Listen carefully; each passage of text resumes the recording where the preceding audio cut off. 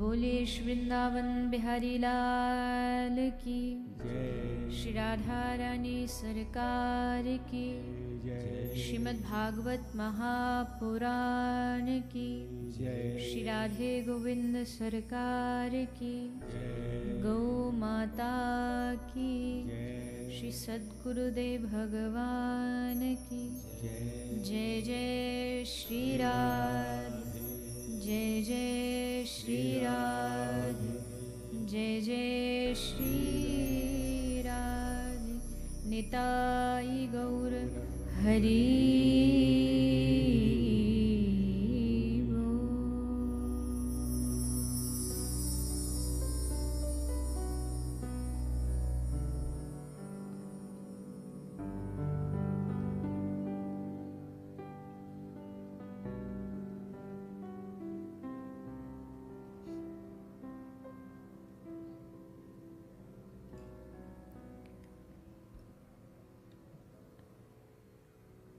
आइए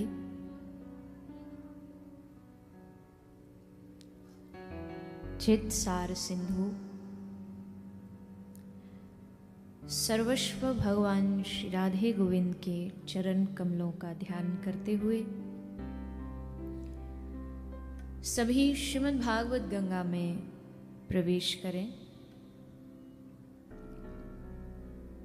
पधारे हुए सभी हरिभक्तों वैष्णव जनों के चरणों में व्यासपीठ की ओर से आप सभी को मेरा प्रणाम।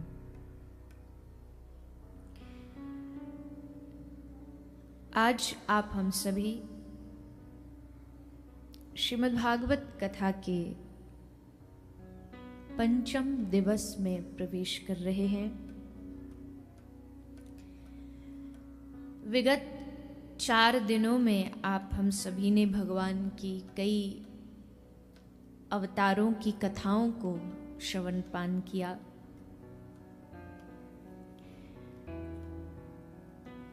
कल भी कथा के माध्यम से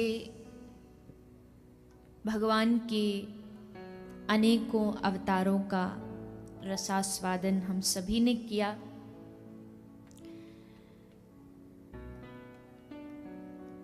किसी ने पूछा कि भगवान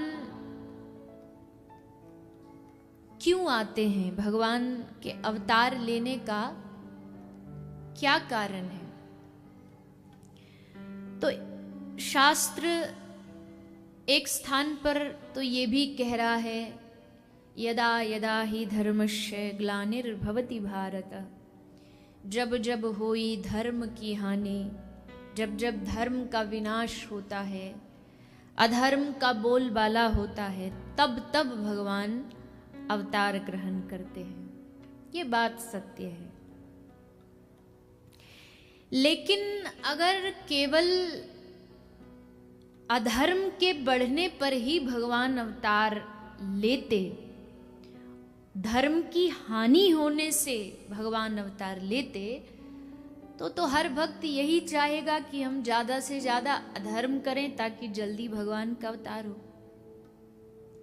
धर्म की हानि करें तभी तो हमारे भगवान अवतार लेंगे। इसलिए भगवान के अवतार के लिए तो ज्यादा से ज्यादा अधर्म करना चाहिए, तभी भगवान अवतार लेंगे। तो यहां नुकसान सोचा जाएगा धर्म का। तो इसका समाधान महापुरुष ये देते हैं कि भगवान अधर्म जब बढ़ता है, दुष्ट जब बढ़ते हैं, दुष्टों का उद्धार करने के लिए भगवान आते हैं पृथ्वी पर, किंतु केवल दुष्टों का उद्धार करना भगवान का लक्ष्य नहीं होता है। मान लीजिए रावण ही हुआ, अगर रावण को मारना ही था तो उनको राम बन के ही आने की क्या आवश्यकता थी। भगवान राम किसी भी अपने दूत को भेज देते, युद्ध करके रावण को हरा देता, मार देता। कंस को ही मारना था तो भगवान तो छोड़िए, भगवान के दूतों में भी ये शक्ति है कि वो इन दैत्यों को मार सकते हैं। उसके लिए भगवान को ही अवतार क्यों लेना पड़ा। तो कहा कि ये पापियों को उद्धार करना, इनको मारना, दैत्यों को मारना, ये सब तो बहाना है। असल में जो भगवान का उद्देश्य इस पृथ्वी पर होता है आने का, वो होता है जो जन्मों जन्मों से भक्त उनकी भक्ति में प्रतीक्षा कर रहे हैं, उन भक्तों को दर्शन देना, उनको अपना बनाने के लिए श्री ठाकुर जी धरती पर अवतार लेते हैं। असली उद्देश्य भक्त होते हैं, दैत्य नहीं होते, दुष्ट नहीं होते। केवल दुष्टों के लिए भगवान नहीं आते। जैसे उदाहरण के लिए कोई आदमी अमेरिका में रहता है, एक घर उसने यहां भारत में हैदराबाद में भी खरीद के रख रखा है। कोई रहता नहीं है उसमें, ताला लगा रहता है, एक फ्लैट है। तो उस व्यक्ति का एक दोस्त हैदराबाद में रहता है, तो वो हैदराबाद वाला दोस्त उस अमेरिका वाले दोस्त को, मित्र को कहता है कि भैया तुम्हारा घर ऐसे ही बंद पड़ा रहता है, बड़ी गंदगी हो गई, आ जाओ कभी बीच बीच में, थोड़ा उसको साफ सफाई करवा जाओ। तो कहता है वो आऊंगा भैया आऊंगा, अगले साल आऊंगा, फिर अगले साल आऊंगा, ये कहता रहता है। पर एक दिन जो भारत वाला मित्र है उसकी बेटी की शादी है, तब उसने अपने अमेरिका वाले मित्र को निमंत्रण दिया कि अब तो आना ही पड़ेगा। तो अमेरिका वाला मित्र अपने मित्र की बेटी की शादी में हैदराबाद आ गया। आया किसके लिए है? मित्र की बेटी की शादी के लिए। पर सोचता है जब हैदराबाद आया ही हूं शादी में, तो चलता चलता थोड़ा अपना घर भी साफ करता हुआ चलूं, उसको भी सफाई करवाता चलूं। ठीक उसी तरह भक्त भगवान को बुलाते हैं, प्रभु आ जाइए, प्रभु आ जाइए। तब उनकी पुकार सुनकर के भगवान आते हैं इस पृथ्वी पर। और जब उन भक्तों के लिए भगवान आते हैं तो सोचते हैं जब आया ही हूं तो चलो चलता चलता इन दैत्यों का भी उद्धार करता हुआ जाऊं, इस पृथ्वी को पाप से मुक्त करता जाऊं। तो असली जो उद्देश्य है भगवान के अवतार लेने का, वो एकमात्र अपने भक्तों पर कृपा करना है। बताइए, कृष्ण अवतार नहीं होता तो सोच के देखिए, जिनके प्राण हैं श्री कृष्ण, उनका क्या होता? हम जैसे भक्त, हम किसकी कथा गाते बताओ? अगर कृष्ण कथा नहीं होती हमारे पास तो किसकी कथा गाते? 7 दिन बैठ के आपको थोड़ी अपनी कथा थोड़ी सुनाएंगे। हमारी कथा होगी तो 5 मिनट में बोर भी हो जाओगे। जैसे नेताजी आते हैं ना, तो नेताजी के भाषण में क्या होता? अपनी कथा होती है। हमने पिछले साल ये कर दिया, हमने सड़क बनवाई, रोड बनवाई। तो उनमें जो ताली बजाने वाले भी लोग होते हैं ना, उसमें भी नेताजी का एक आध बीच में बैठा रहता है, वो इशारा करके ताली बजाता है, तब पब्लिक को पता चलता हमें भी ताली बजानी है। क्योंकि पब्लिक को पता है जो बोल रहे हैं कोरे वादे हैं, होना जाना कुछ नहीं। लेकिन जब भगवत कथा कोई सुनने, कई बार लोग पूछते हैं अजी ये भागवत, वही पुरानी भागवत, कभी क्या बोर नहीं होते, इससे थकते नहीं? भगवत कथा कभी थकान नहीं दे सकती, ये बात जो भगवत रसिक वो जानते हैं। भगवत कथा कभी थकान नहीं दे सकती। पायो परम विश्राम, दुनिया में भले आप थके घूमो, लेकिन एक ये भगवान की कथा ही है जो आपको शांत करा देती है, आपको एकदम विश्राम वाले मोड में ले आती है। एक तो कुछ लोग अंदर वाले विश्राम मोड में आ जाते, कुछ ओरिजिनल विश्राम मोड में आ जाते हैं। कई लोग कहते हैं अजी क्या फायदा आपकी कथा में जाके, तो आप सो जाते हो, कोई लाभ थोड़ी रहा। मैं तो कहती हूँ कथा में आके सो भी जाओ तो भी कोई दिक्कत नहीं, आ जाओ, बस आ जाओ, बैठ जाओ। 1 दिन सोओगे, 2 दिन सोओगे, 3 दिन नींद आएगी। श्री सुखदेव जी के श्लोकों में इतनी शक्ति है, व्यास जी के शब्दों में इतनी ताकत है कि एक ना एक दिन वो हमको माया से जगा करके रहे। उठ जाग मुसाफिर भोर भई, अब रैन कहाँ, जो सोवत है, जो सोवत है सो खोवत है, और जो जागत है सो पावत है। तो नींद भी आ जाती है तो भी घबराओ मत, चिंता की कोई बात नहीं।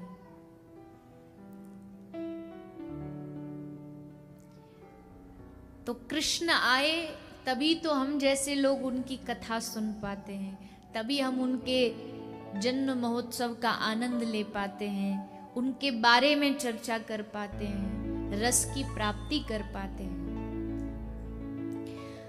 अब भगवान का भी जन्म नहीं हुआ है, भगवान का भी अवतार हुआ है। जन्म और अवतार में भेद होता है। हम सबका जन्म हुआ है पर भगवान का अवतार है। जन्म और अवतार में क्या भेद है? मान लीजिए एक आदमी कुआं में गिर गया, वो कुआं में गिरा, अब उसको बचाने के लिए एक दूसरा आदमी कुएं में सीढ़ी लगा करके नीचे कुएं में उतरा। किसके लिए? उसे बचाने के लिए। तो क्या कहेंगे? जो पहला है वो गिरा है और दूसरा है वो जानबूझ के उतरा है दोनों कुएं में, पर एक गिरा है और एक उतरा है। हम सब गिरे हैं, इस संसार रूपी कुएं में गिराए गए हैं। लेकिन भगवान किस लिए आए हैं? बोले हम जैसे जब डूब रहे थे, हमने बाह उठा के पुकारा, हे भगवान हमें बचा लीजिए, हे ठाकुर हमें बचा लीजिए, तो ठाकुर जी कृपा की सीढ़ी लगा करके संसार में हमारे बीच में आ गए। किसके लिए? हम सबको बचाने के लिए, हम सबको इस भवकूप से बाहर निकालने के लिए भगवान खुद इस कुएं में उतर आए, इस संसार रूपी कूप में आ गए। और जब आए तो आप सबने कल कथा सुनी, ठाकुर जी जब पधारे तो पूरा वायुमंडल शुद्ध हो गया, आनंदमय हो गया, चारों ओर आनंद की वर्षा होने लगी। कल जो हमने अनुभव किया वो तो सिर्फ 0.00% भी नहीं। जब ठाकुर जी आए होंगे उस समय विचार करिए कितना आनंद बरसा होगा, कितना अनुभव हुआ होगा लोगों को। श्री सुखदेव जी वर्णन कर रहे हैं, नंद बाबा, ठाकुर जी के जो पिता हैं नंद बाबा, आप सुबह प्रातः काल ब्रह्म मुहूर्त में बाबा जग जाते हैं, बैठ के थोड़ा ध्यान करते हैं। पर आज क्या हुआ? बोले जैसे ध्यान करने बैठे थे तो अचानक आंख लग गई, नींद आ गई। और नींद में क्या दिखा? बोले नींद में एक सपना दिखा। और सपने में क्या दिखा? एक नन्हा सा बालक नंद बाबा की गोदी में बैठा है और गोदी में बैठ के बाबा उसको दुलार कर रहे हैं, लाड लड़ा रहे हैं, उसको गले से लगा रहे हैं। और बालक बड़ी जोर से खिलखिला खिलखिला के हंस रहा है। इतनी में ही वो छोटे से लाला ने, बाबा की तो लंबी लंबी दाढ़ी थी सफेद, सो दाढ़ी पकड़ के खींच दी। जैसे दाढ़ी खींची तो बाबा का सपना टूट गया, नींद खुल गई। अब तो बाबा एकदम विचलित हो गए, आहा ये हमारे गोद का बालक कहाँ चला गया, कौन था ये इतना सुंदर स्वरूप। तभी भगवान कृष्ण की बुआ दौड़ी दौड़ी सुनंदा बुआ आई। अरे बाबा बधाई हो बाबा, तेरे भाग्य खुल गए। अरे बाबरी भयो कहा? बोले बाबा तेरे घर नील मणि के समान चमक तो भयो, लाला भयो है। जैसे बाबा ने सुनी, आहा बाबा खूब नाचे, खूब नाचे। आयु नहीं थी बाबा की नाचने योग्य, पर लाला को जन्म है तो यहाँ तो क्या ही कहें। और आकर के बाबा ने खूब दान लुटानो, बधाई लुटानो आरंभ कर दियो। सुखदेव जी वर्णन करते हैं, धेनु नाम न्यूते प्रादा विप्रलेभ्य समलंकृते। बाबा दान दे रहे हैं, किसका दान दे रहे हैं? धेनु नाम, गाय। पर गाय भी कैसी? बोले समलंकृते। कोई भी गाय बाबा ऐसी दान नहीं कर रहे, हर गाय का सुंदर श्रृंगार किया गया है, सबके सींगों पर बढ़िया बढ़िया सुंदर सोना चांदी से मढ़ाई गई है, वस्त्र उड़ाए गए हैं।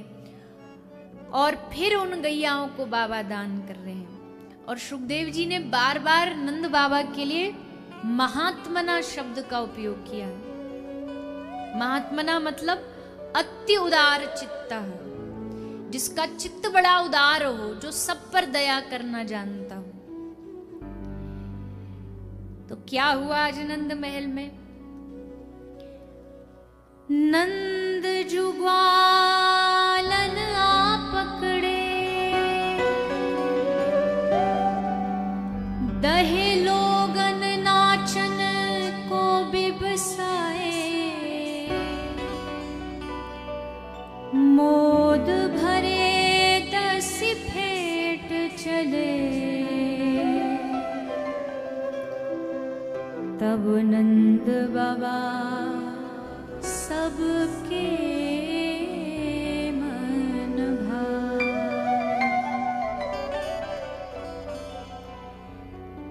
नाचत देख के नंद बाबा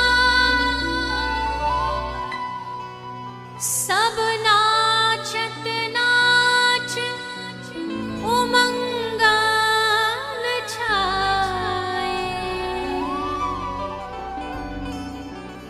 काहू ने ला दधी नंद के ऊपर, डार दियो सब लोग हंसाए।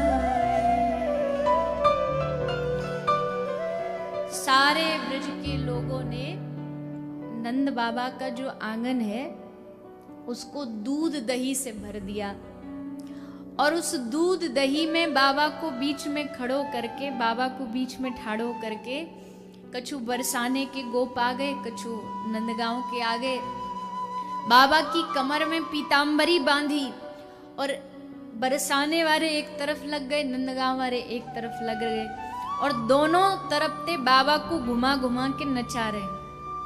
जैसे समुद्र मंथन हुआ ना, तो मंथन में मंदराचल पर्वत रस्सी उसको पकड़ पकड़ के घर्षण किया जा रहा है, तो वैसे ही आज नंद बाबा को नचाया जा रहा है। उस समुद्र मंथन से चंद्र माने चांद प्रकट हुआ था, और इस समुद्र मंथन से श्री कृष्ण चंद्र प्रकट हुआ है। ऐसा सुंदर मंथन हुआ है। और यशोदा मैया के तो भाग्य की कौनी बड़ाई करे। आहा, जो जगत का पालन पोषण करता है, आज से यशोदा उसका पेट भरेगी, आज से मैया उसका पालन पोषण करेगी।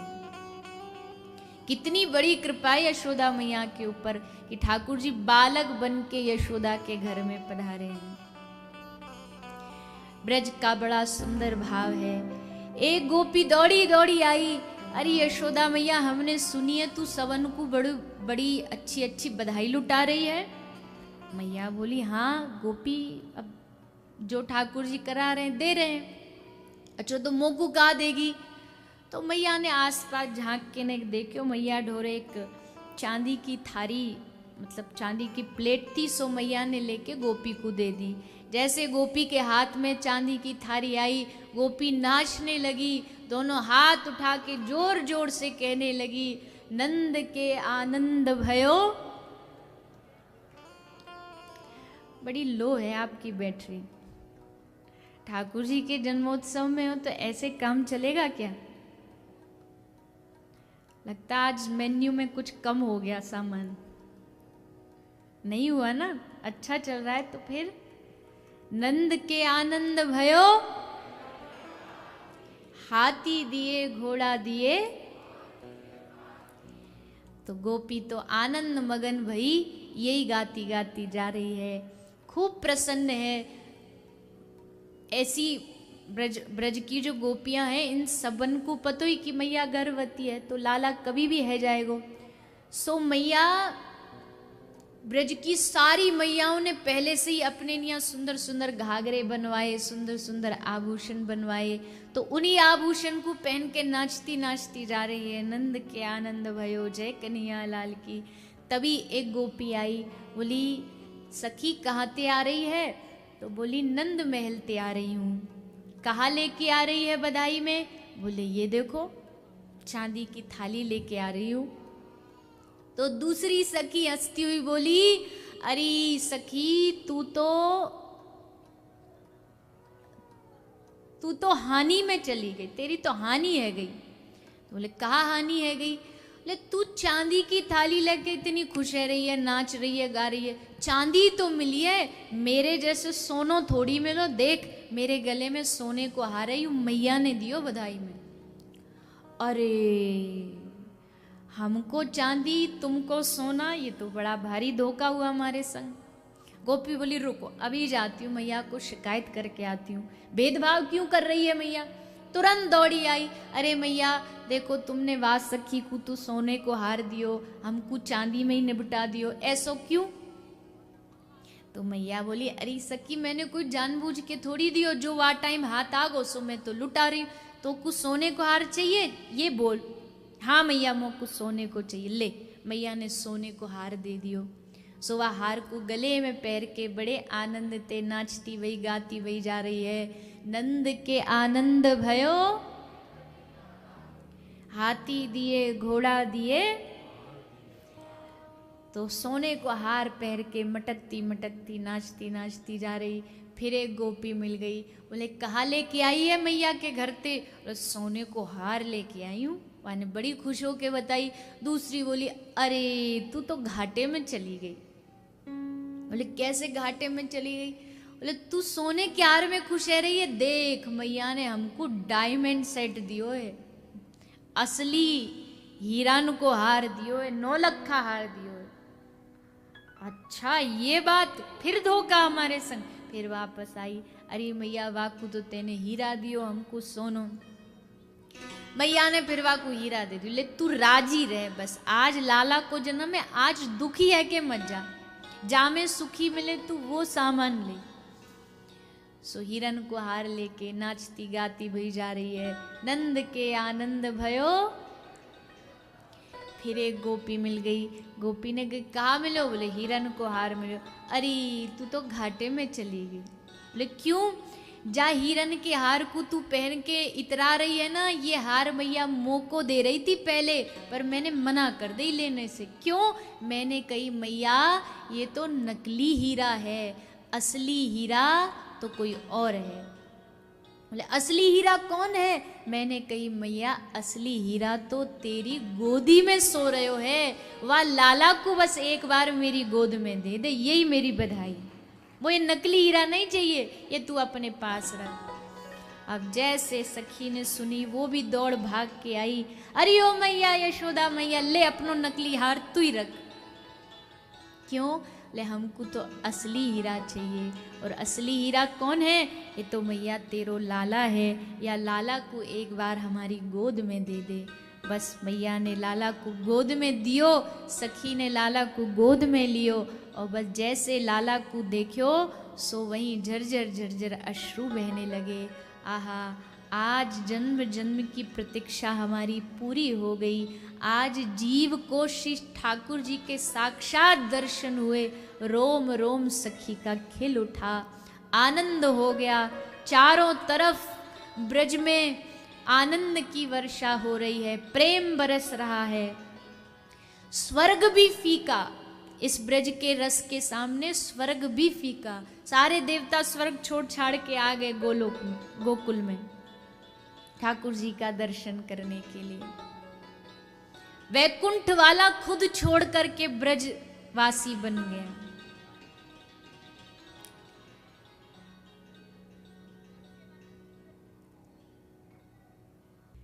आधी सी रात में उजाला हो गया, प्रकाश हो गया, क्योंकि मूर्तिमान स्वरूप श्री कृष्णचंद्र पधारे हैं। सारा अंधियार मिट गया और रात्रि ही रात्रि में पूरा ब्रज का वातावरण बदल गया। वैकुंठ भी लजा जाए, स्वर्ग भी लजा जाए, ऐसी ब्रज की शोभा। सबने इस उत्सव का खूब आनंद लिया। गोपियों को खूब बधाइयाँ प्राप्त हुई। देव आए, गंधर्व आए, ऋषि मुनि आए, रूप बदल बदल करके आए, और सबने लाला का दर्शन किया। अब ये उत्सव तो खूब लंबा चला है, और इस उत्सव की अगर चर्चा करते रहें तो पूरा दिन ऐसे ही बीत जाएगा। पर आगे भी ठाकुर जी ने खूब सुंदर सुंदर बाल लीलाएं की हैं, तो उनका वर्णन सुखदेव जी कर रहे हैं। भगवान श्री कृष्ण 4 दिन के हुए तो दर्शनार्थ बाबा भोलेनाथ पधारे, क्योंकि भगवान भोलेनाथ भगवान के परम वैष्णवों में से एक है, मित्र भी हैं, सखा भी हैं, भगवान को अपना आराध्य भी मानते हैं, वात्सल्य भाव भी रखते हैं, सब भाव हैं भोलेनाथ जी में। तो कथा आप सब जानते हैं, दर्शन करने आए पर मैया ने दर्शन नहीं कराया, क्योंकि रूप बड़ा अद्भुत था। उस रूप को देख के मैया ही घबरा गई। सो लाला तो जरूर घबराएगो, ये सोच के मैया ने दर्शन नहीं कराए। और ठाकुर जी ने फिर अपनी रुदन लीला की। बालहट कहते ना, एक बालहट, अश्वहट, घोड़ा अगर अपनी हट पे आ जाए तो फिर पीछे नहीं हटता। और एक होती है त्रियाहट। त्रियाहट माने स्त्री की, मैया अगर हट पर आ जाए तो फिर उसकी हट कोई तोड़वा नहीं सकता। और बालहट भी वैसी होती है। तो बालहट ठाकुर जी ने की, रुदन आरंभ किया, तो अंत में यशोदा मैया को हार के लाला का दर्शन कराना पड़ा। भोलेनाथ जी ने बड़ा सुंदर दर्शन किया और दर्शन प्राप्त करके कहते हैं बाबा भोलेनाथ सदा सदा के लिए ब्रज में ही वास कर लिया। उसके बाद ब्रज छोड़ के बाबा कभी गए नहीं। तो भोलेनाथ जी पर कृपा हुई। इसके बाद कंसेन प्रहिता घोरा पूतना बाल घातनी। क्या हुआ? बोले यशोदा मैया की जो लाली थी योग माया, उसको वसुदेव जी लेके गए मथुरा। कन्हैया को मैया के पास छोड़ गए। तो कंस को पता लगा 8वां बालक हो गया, तो भागा भागा आया, देखा कि आकाशवाणी ने तो पुत्र कहा था पर ये तो बेटी है। पर फिर नारद जी की बात याद आई, ये देवता बड़े चालाक हैं, इन्होंने ये नहीं बताया कि पहला 8वां कि दूसरा 8वां, तो जरूर इसमें भी कुछ गड़बड़ की है इन्होंने। तो बालिका को पकड़ के, योग माया को पकड़ के मारना चाह रहा था कि योग माया हाथ से छूट गई। और योग माया ने कंस को संकेत किया कि तेरा काल कहीं और जन्म ले चुका है और तेरी मृत्यु निश्चित है। अब कंस घबराया हुआ है, वो जानता है कि कहीं ना कहीं ब्रज में ही देवकी का 8वां पुत्र छुपा है। सो अब उसने आरंभ किया, योजना आरंभ की कि ढूंढा जाए उस बालक को और मारा जाए। कौन ये काम करेगा? तो पूतना बाल घातनी। पूतना आई, कंस को कहा महाराज देखो मैं एक स्त्री हूं और एक स्त्री का बड़ा आसान हो जाता है एक औरत तक पहुंचना, तो मैं जाऊंगी और ब्रज में जितने भी बालक अभी अभी जन्मे हैं सबको माराऊंगी। बड़ा खुश हुआ कंस। चली पूतना, सबको मारती मारती पहुंच गई गोकुल। आज कृष्ण की छठी पूजन है, छठी पूजी जा रही थी। उत्सव के बाद सब थोड़ा अपना अपना काम में लगे थे। तभी पूतना आई, नंद महल में यशोदा मैया को बधाई दी। मैया बधाई हो, बधाई हो। मैया ने देखी द्वार पर एक गोपी आई है, बड़ी प्रसन्न हुई मैया, भीतर बुलाई। पूतना के लिए मैया थोड़ा कुछ आहार लेने गई, कुछ मेवा मिष्ठान लेने। पीछे से पूतना ने जो लाला पलना में सोए थे उनको उठाया और गोद में लिटा करके अपने स्तन से दूध पिलाने लगी। ठाकुर जी दूध पिए, उससे पहले आंख बंद करके, नेत्र बंद करके पूतना की गोद में लेट गए। नेत्र बंद क्यों किए ठाकुर जी ने? भगवान कह रहे हैं देखो हमारे नेत्रों में बड़ा प्रेम है। हम एक बार जिसे देख लें आंख से आंख मिला के, और कोई हमें देख ले तो फिर हमसे दुश्मनी नहीं कर पाएगा, हमसे प्रेम हो जाएगा, फिर पूतना हमें मारेगी नहीं। इसलिए भगवान ने सोचा आई कांटेक्ट ना हो, इसलिए आंख बंद कर ली। एक भाव ये है, भगवान कहते पूतना के आंख में दोष है। हम भी अगर इसकी आंखों को देखेंगे तो हमारी दृष्टि भी खराब हो जाएगी। और दृष्टि बिगड़ी माने संपूर्ण सृष्टि बिगड़ी। जिसकी दृष्टि बिगड़ गई समझ लो उसकी सारी सृष्टि खराब हो गई। आँख से हम क्या देखते हैं इसी पर हमारा पूरा मन निर्भर करता है। आँख से अगर विषयी चीज ही देखते रहेंगे तो फिर ये मन विषयों में ही लगेगा। अगर इन आँखों ने कभी जाकर के भगवान के मुखारविंद को नहीं निहारा तो उस तरफ ये मन जाता भी नहीं है। इसलिए आवश्यक है अपनी आँखों को अच्छी वस्तुएं दिखाएं, कुछ भगवत संबंधी चीजें दिखाएं, अपने कान को कुछ भगवत संबंधी कथा, भगवत संबंधी भजन, सत्संग श्रवण कराएं। नहीं तो इस शरीर को बस संसारी चीज देखने सुनने की आदत है। जिस दिन इन कानों को भगवान की कथा सुनने की आदत लग जाएगी, कथा सुनने का नशा चढ़ जाएगा, आंखों को भगवत दर्शन के लिए लालायत आंखें दृष्टि हो जाएगी, उसी दिन हमारे जीवन का सारा उद्देश्य सफल हो जाएगा। इसलिए प्रयास करें। अभी तो 7 दिन सत्संग चल ही रहा है आप सबके मध्य, लेकिन इसके बाद भी ऐसा ना हो, हम ऐसा तो नहीं करते ना कि 7 दिन भोजन कर लें उसके बाद महीने के बाकी के दिन एकदम खाली पेट रहे। शरीर को रोज भोजन चाहिए, वैसे ही हमारी आत्मा को रोज सत्संग चाहिए। रोज इसको थोड़ा थोड़ा सत्संग मिलना चाहिए।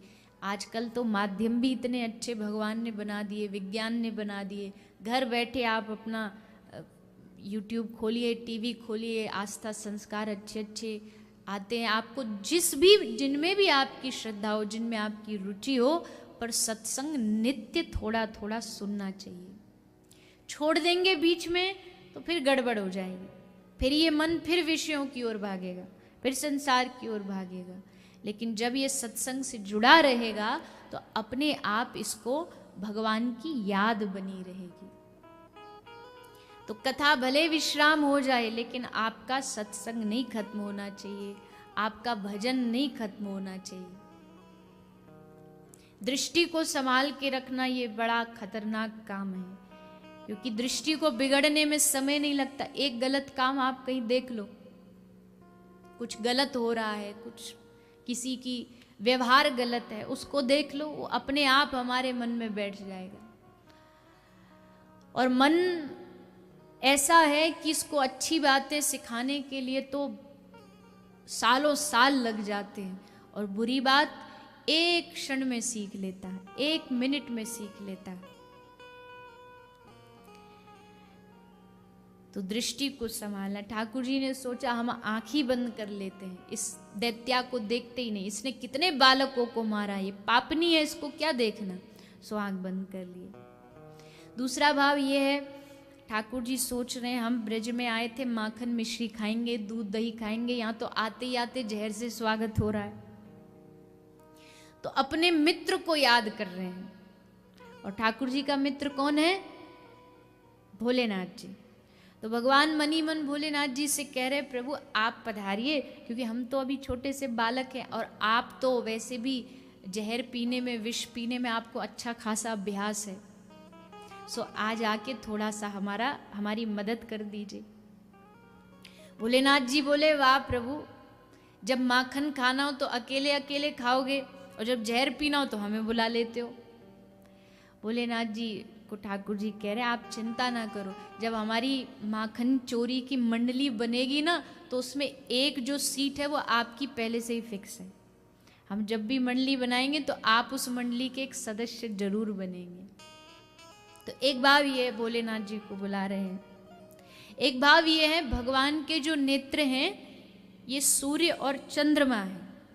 तो सूर्य और चंद्र ने सोचा कि हम इस पापनी का मुख क्यों देखें, तो इन नेत्रों ने ही अपने आंख बंद कर लिए। और एक भाव ये है कि भगवान नेत्र बंद करके ये सोच रहे हैं कि इस पूतना ने आखिर ऐसा कौन सा कर्म किया जो आज मुझे अपने स्तन से दूध पिला रही है। तो पता लगा कि पिछले जन्म में पूतना बलि राजा की पुत्री रत्नमाला थी। कल आपने चरित्र सुना बलि और वामन भगवान का। तो वामन भगवान जब बलि के द्वार पर पधारे तो रत्नमाला वहीं खड़ी दर्शन कर रही थी। उसने देखा, आहा कितना सुंदर बालक है, छोटा सा ब्राह्मण है, छोटे छोटे से आंख, छोटी छोटी हाथ। तो रत्नमाला के मन में क्या आया, हे प्रभु काश ऐसा मेरा पुत्र होता। तो वामन भगवान ने मन ही मन कह दिया, तथास्तु।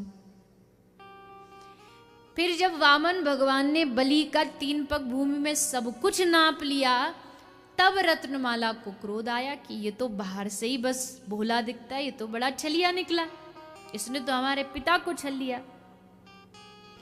ऐसा मेरा पुत्र होता तो उसको तो दूध में जहर मिला के पिला देती। वामन भगवान बोले, ये भी तथास्तु, तेरी ये इच्छा भी पूरी हो।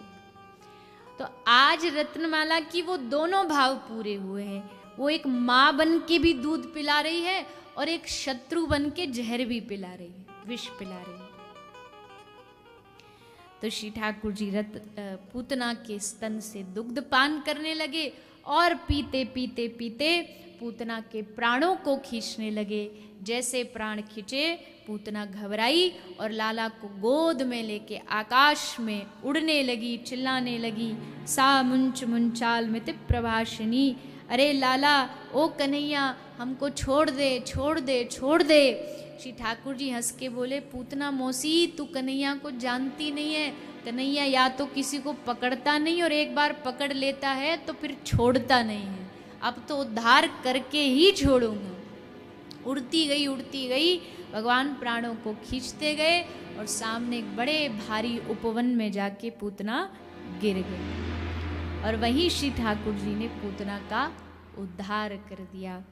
पूतना की उद्धार हुआ, सब भागे भागे आए, अरे कन्हैया को क्या हो गया, क्या हो गया।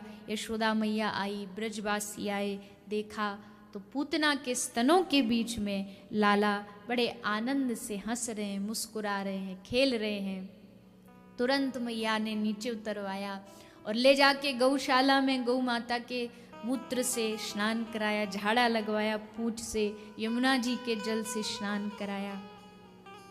इस प्रकार भगवान ने पूतना का उद्धार किया। कई सारे दैत्यों का उद्धार किया है। अब सबकी तो कथा सुना नहीं सकते, सबके चित्र लगे हैं आपके चारों ओर, देख लेना, सबकी कथाएं आपको समझ आ जाएंगी। कहीं भगवान कंस को मार रहे हैं, कहीं ये सारी आज ही की लीलाएं हैं, ये जितनी लगी हैं। तो ये सब भगवान की बाल लीला हैं। पूतना का उद्धार, सक्टासुर का उद्धार, तृणाव्रत का उद्धार, इन सब पर ठाकुर जी ने कृपा की। फिर भगवान का नामकरण हुआ श्री गर्गाचार्य जी के द्वारा। भगवान के अनेक नाम हैं, जिनमें से एक नाम सबसे प्रसिद्ध हुआ, वो है कृष्ण, अर्थात करिष्यति इति कृष्णः। जो सबके चित्त को चुराना जानता हो, उसी का नाम कृष्ण है। ऐसे भगवान का नामकरण हुआ। इसके बाद धीरे धीरे धीरे श्री ठाकुर जी अब थोड़े बड़े हो रहे हैं। अब बड़े हो रहे हैं तो घुटमन घुटमन चलना सीखते हैं।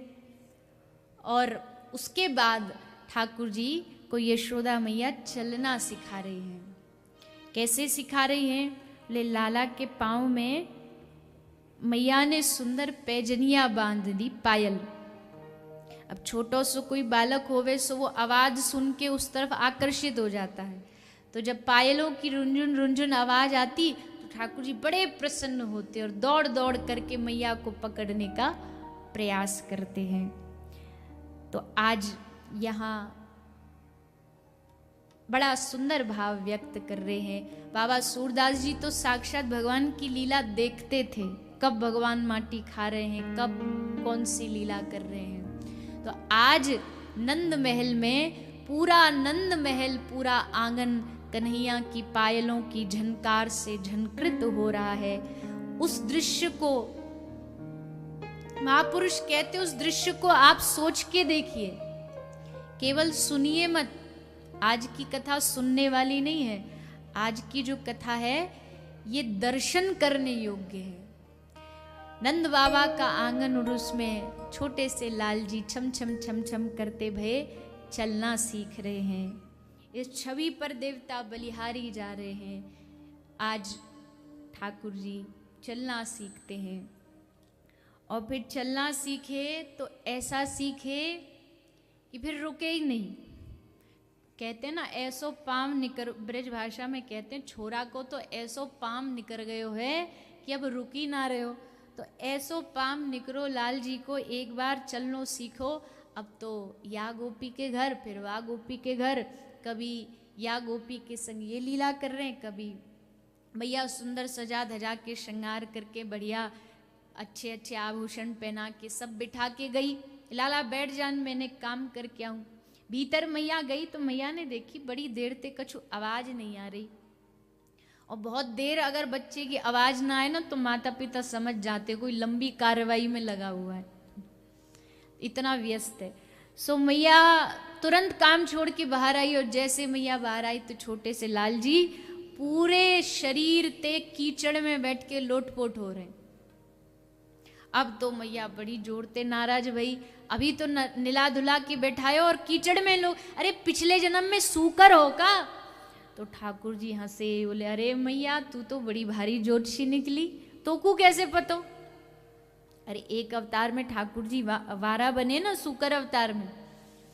मैया बोली अभी बढ़िया निला धुला के गई, चल वापस हाथ पकड़ के फिर लाई, निलाई धुलाई।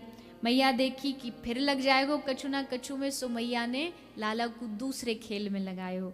मैया बोली लाला देख तू थोड़ो शांत रहकर, उदम मत मचाए कर। अब ठाकुर जी बोले मैया हमारो कोई मित्र तो है नहीं, तो हमारो मन नहीं लगे, बताओ कौन के संग खेले। मैया बोली चल मैं एक खेल सिखाऊंगी। तो कहाँ सिखाएगी मैया? बोले मैं ताली बजाऊंगी और तू नाच के दिखा।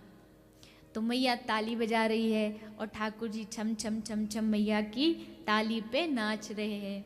नाचे नंदलाल नचावे हरि की मैया। नाचते नाचते ठाकुर जी थक गए, बोले मैया नींद आ रही है, अब तू कोई कहानी सुना दे। तो मैया ने लाला को गोद में लिटायो और कहानी सुनाने लगी। कहानी क्या सुना रही है? लाला एक राजा हो। लाला बोले वाह राजा को नाम हो भगवान श्री रामचंद्र। ठाकुर जी बोले वाह लाला, वाह राजा की एक पत्नी ही, वाह को नाम हो सीता। ठाकुर जी बोले वाह सीता को एक बार वनवास के समय एक दैत्य रावण हरण करके ले गए हो। ठाकुर जी बोले अब वो तो अपनी सारी लीला याद आ रही है ना। मैया बोली उसको हरण करके अपनी लंका ले गया, और लंका जैसे लेके गयो तो राम जी ने जाके चढ़ाई करी लंका पे। ठाकुर जी बोले और बड़ो भयंकर युद्ध हुआ। लाला सब बानर पहुंचे, सबन ने जाके युद्ध करो, और जैसे मैया ने कही ठाकुर जी जोर से चिल्लाए लाओ लक्ष्मण बाण लाओ, धनुष लाओ, अभी इस रावण को देखते हैं। अब मैया बोली यहाँ में कौन सो भूत चढ़ गए हो, अभी तो अच्छो भलो सो रहे हो, मेरी कहानी सुन रहे हो, का हो। तभी दाऊ दादा भी वहां आ गए। मैया बोली लाला ने देखियो याकू कहा है रहे हो है। मैया बोली लाला कहा कर रहे हो है? बोले लाला वाला कुछ नहीं, हम भगवान श्री रामचंद्र हैं। मैया हंसी, अच्छा तुम रामचंद्र हो, तो ये कौन है जो संग ठाड़ो? बोली ये लक्ष्मण जी हैं। मैया हंसी, लगे सवरे अवतार मेरे ही घर में है गए, राम भी यही है, लक्ष्मण भी यही है, सवरे यही है। मैया को लगे है रात को कहीं गांव में रामलीला चल रही होगी, सो वहाँ देख आए हैं, सो इनके मन में वही भर गए हुए, तो अपने आप को राम जी समझ रहे। पर मैया कहा जाने कि मैया ये वही तो हैं, रूप बदल बदल के आ रहे हैं, अवतार ले रहे हैं। मैया ने लाला को पकड़ के कही हे रामचंद्र जी आज हम पे एक कृपा कर दो, ने थोड़ी देर सो जाओ, फिर ये जो नाटक है ये कल कर लीजिए। धीरे धीरे लाला का आवेश कम हुआ, सो मैया ने लोरी गा के लाला को सुला दिया। ठाकुर जी तुरंत सो गए। इस प्रकार भगवान अनेक लीलाएं अपनी मैया के साथ ब्रज में कर रहे हैं। इन लीलाओं को सब इसका आनंद दर्शन प्राप्त करते हैं। अब श्री ठाकुर जी ने धीरे धीरे लीला का विस्तार किया। ये सब जानते हैं कि भगवान को ब्रज की भूमि अत्यंत प्रिय थी। भगवान को ब्रज की भूमि अत्यंत प्रिय थी। एक बार भगवान ने इस ब्रज भूमि के महत्व को बढ़ाने के लिए ब्रज की माटी खाई, ब्रज की माटी का भक्षण किया। जैसे श्री ठाकुर जी ब्रज की माटी खाते हैं, गोप ग्वाला आकर के मैया को शिकायत करते हैं और मैया को कहते, मैया तेरे लाला ने माटी खाई, यशोदा सुन माई। तेरे लाला ने माटी खाई, यशोदा सुन माई। मैया कह रही है लाला को, दूध दही को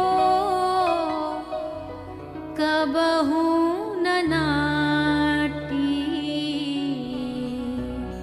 दूध दही को कबहू न नाटी, क्यों लाला तेने खाई माटी, क्यों लाला तेरे खाई माटी, यशोदा ले समझा रही साटी, यशोदा ले समझाए रही साथी, या कुनेक दया नहीं आई, यशोदा सुन माई। अकुनेक दया नहीं आई, यशोदा सुन माई। तेरे लाला ने माटी खाई, यशोदा सुन माई। तेरे लाला ने माटी खाई, यशोदा सुन माई। मैया लाला को डांट रही है, क्यों रे छोरा तेने माटी खाई। यशोदा ले समझा रही साटी, हाथ में साटी माने डंडी है, और लाला को समझा रही है, दूध दही को कबहू न नाटी। मैंने कब मना करी कि तू दूध दही मत खा, फिर क्यों लाला तेने खाई माटी, क्यों खाई तूने माटी। ठाकुर जी कह रहे, मैया मैंने कब खाई। सुखदेव जी वर्णन करते हैं, भगवान कहते हैं, ना हम भक्षितवानम्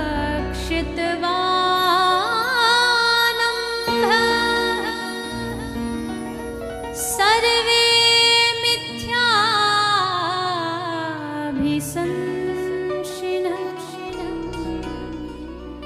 यद सत्य गिरस्तर्हि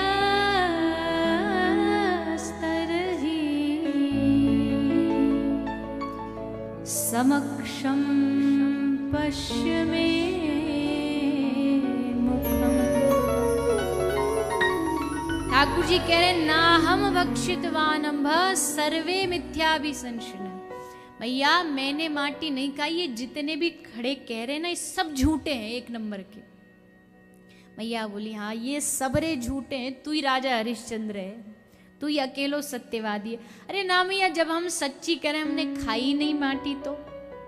मैया बोली, अच्छा एक काम कर, अपना मोड़ो खोल के दिखा, सो दूध को दूध, पानी को पानी है जाएगो, अभी पतो लग जाएगी खाई के ना खाई। ठाकुर जी बोले, मैया तू मानेगी नहीं, आज पूरी सीआईडी बन रही है। मैया बोली, आज तो देख, आज माटी खाई है, आज नहीं रोकूंगी तो कल कछु और खावेगो, सो आज तो रोकना पड़ेगो, दिखा मोड़ो खोल के। अब डरते डरते ठाकुर जी ने अपना मुखारविंद खोला और जैसे मुखारविंद का दर्शन मैया यशोदा ने किया, मैया बस स्तंभित रह गई, देखती रह गई। चारों तरफ लाला के मुखमंडल में मैया को संपूर्ण सृष्टि का दर्शन हो रहा है। आकाश, वायु, पृथ्वी, स्वर्ग, अपवर्ग सब सब मैया को आज दिखाई दे गया।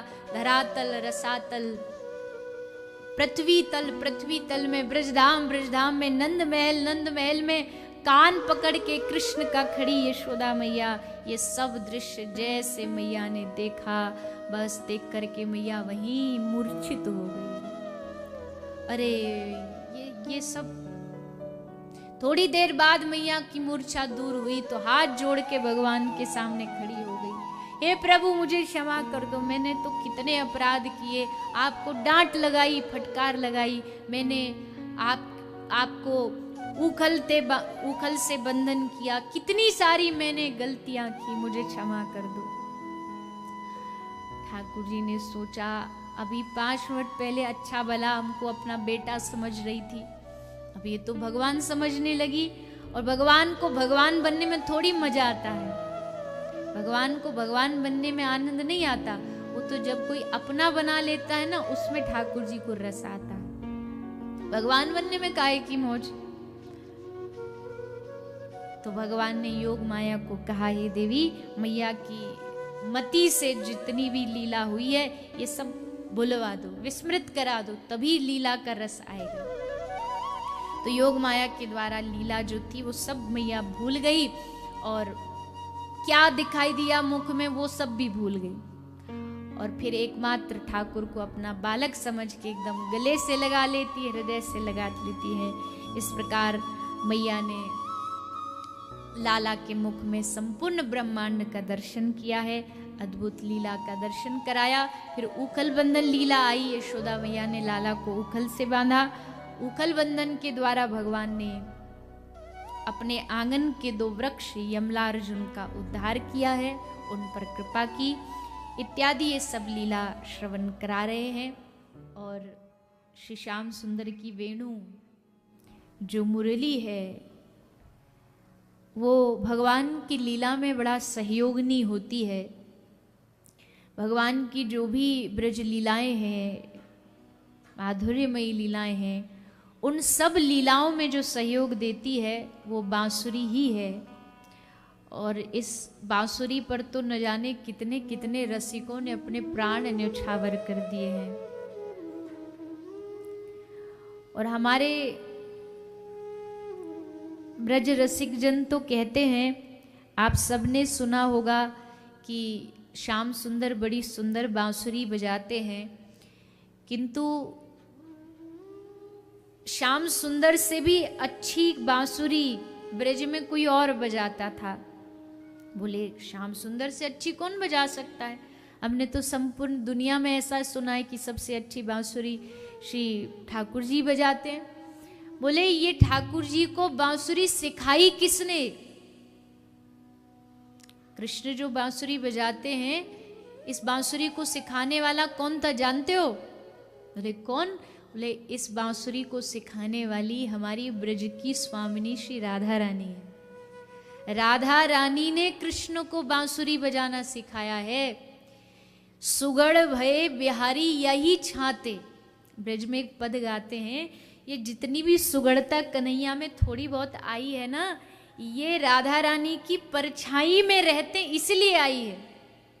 बांसुरी श्री जी से सीखी है। नृत्य करना, नाचना कहाँ से सीखा भगवान ने? बोले नाचना राधा रानी ने सिखाया। पर जब नाचना सीख गए तो ठाकुर जी बड़े इतराते हुए घूमते थे कि हमसे बढ़िया कोई नाच नहीं सकता। तो जो श्री जी राधा रानी की सखिया थी वो ठाकुर जी को कहती थी, ज्यादा इतराओ मत, तुम जो इतने उड़ रहे हो ना, इसको सिखाने वाली हमारी किशोरी जो है, वो नहीं सिखाती तो बताओ कौन सी कला आती तुमको? तो बांसुरी भी श्री जी ने सिखाई। लेकिन हाँ, कृष्ण की बांसुरी सबके लिए बज जाती है, पर श्री राधा रानी की बांसुरी तो कोई अनंत अनंत अनंत जिसका हृदय रस में डूब चुका है वही उस बांसुरी को सुन सकता है। कृष्ण को भी अगर उस बांसुरी को श्री जी के मुखारविंद से सुनना होता तो कितनी कितनी विनती करनी पड़ती, चरणों में निरंतर पड़े रहते कि एक बार कृपा हो जाए उस वेणु ध्वनि की, तब भी नहीं श्रवण सुनने को मिलती। तो ठाकुर जी एक चालाकी करते, छलियां है ना, खुद बांसुरी बजाते और जानबूझ के बांसुरी में सुर में कोई गलत स्वर डाल देते। अब जैसे गलत स्वर लगता तो श्री जी एकदम चौंक जाती, कहती कि नहीं नहीं श्याम सुंदर ये तो गलत स्वर। तो ठाकुर जी कहते अच्छा तो सही तुम बजा के दिखा दो। तब श्री जी अपनी हाथ में वेणु लेती और बांसुरी बजाती। धन्य है वो वेणु जो राधा कृष्ण के मिलन की साक्षी है। इस वेणु ने ब्रज की सब लीलाएं देखी हैं। इस वेणु ने भगवान की हर लीला की साक्षी ये बंशी बनी है। इसलिए बंसी पर तो न जाने कितने कितने भाव महापुरुषों ने लिखे हैं, क्या ही कहें। ऐसी वेणु ठाकुर जी अपने कर में लेकर के वेणु को गोपी के घर पहुंच जाते और गोपी उस वेणु को सुनने के लिए कुछ ना कुछ लालच भगवान को देती है, लोभ देती है, और भगवान उस लोभ के कारण गोपी के सामने नाचते हैं, वेणु बजाते हैं। ऐसा सुंदर ब्रज रस बरस रहा है। धीरे धीरे भगवान ने अब मन बनाया कि अब इन गोपियों के घर जाकर के थोड़ा माखन चोरी आरंभ की जाए। तो भगवान ने अपनी एक सखा मंडली पूरी तैयार की। उस सखा मंडली में सब सखाओं को नियुक्त कर दिया।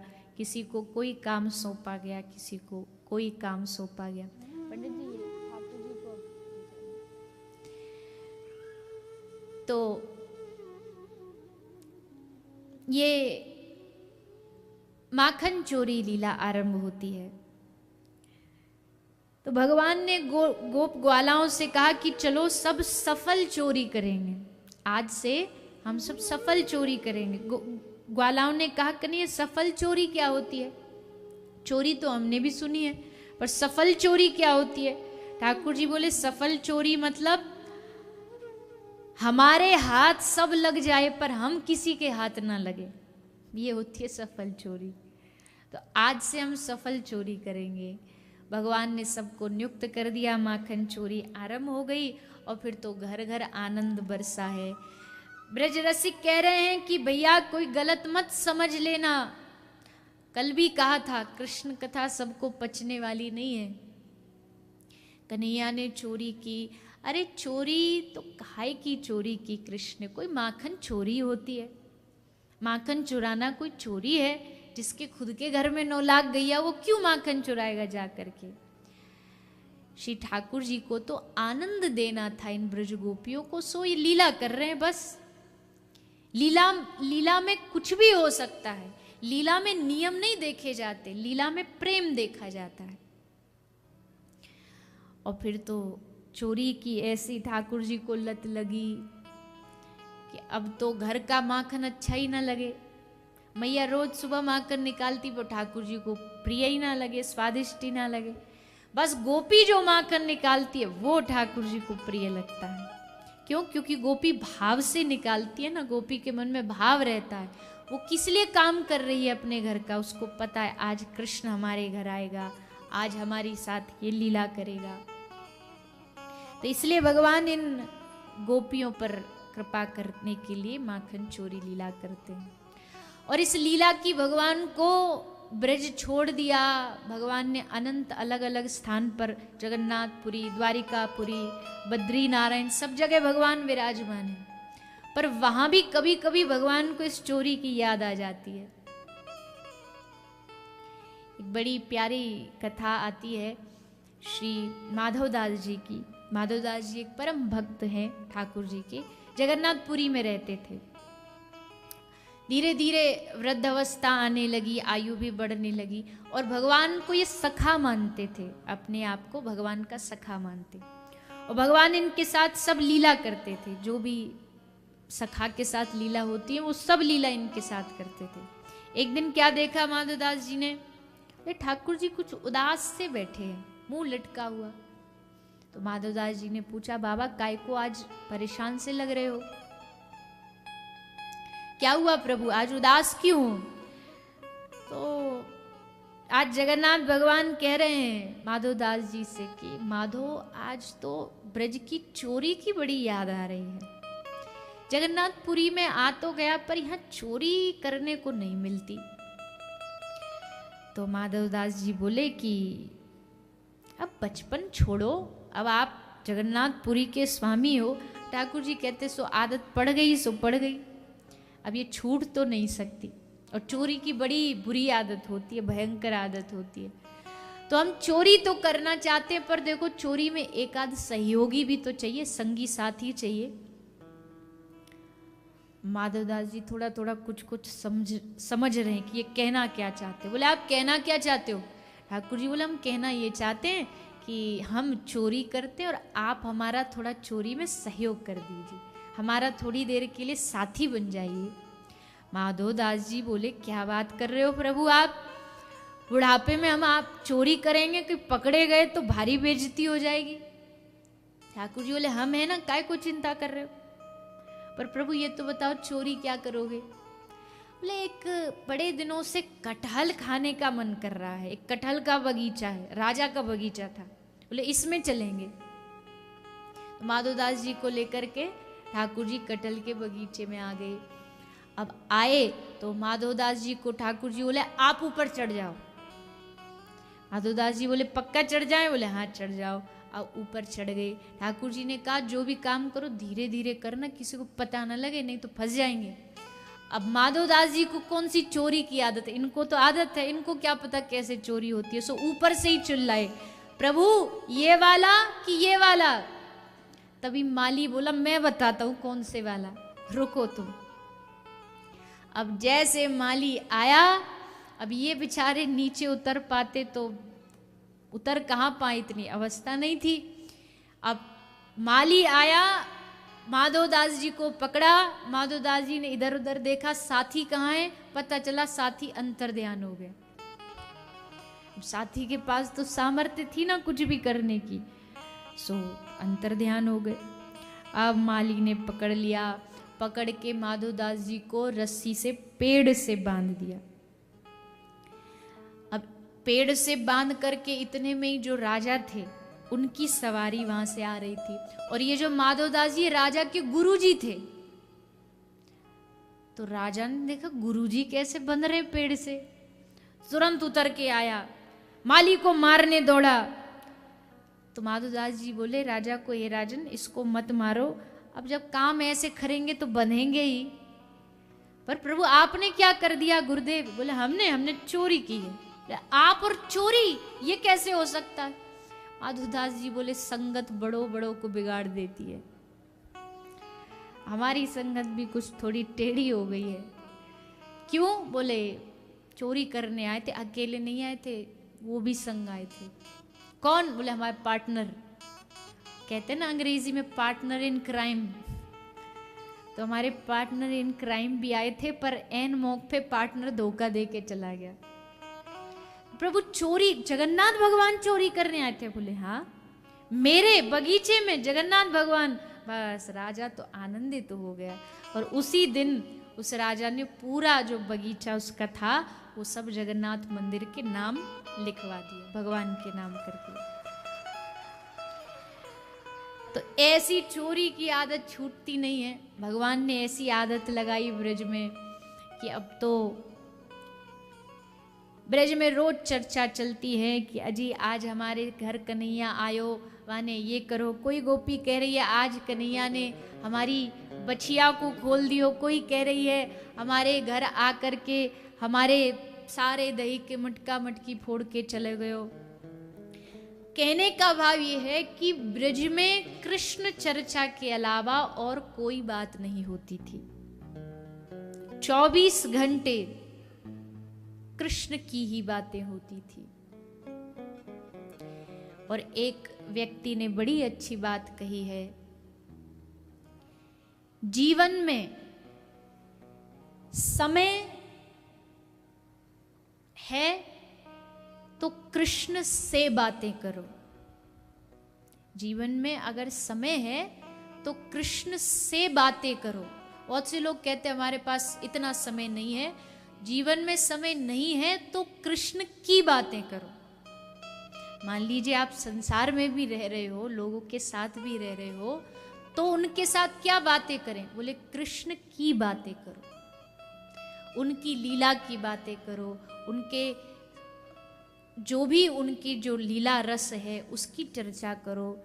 उससे क्या होगा? बोले आपस में जब भगवान की वार्तालाप होगी तो अपने आप मन में निरंतर उनकी याद बनी रहेगी।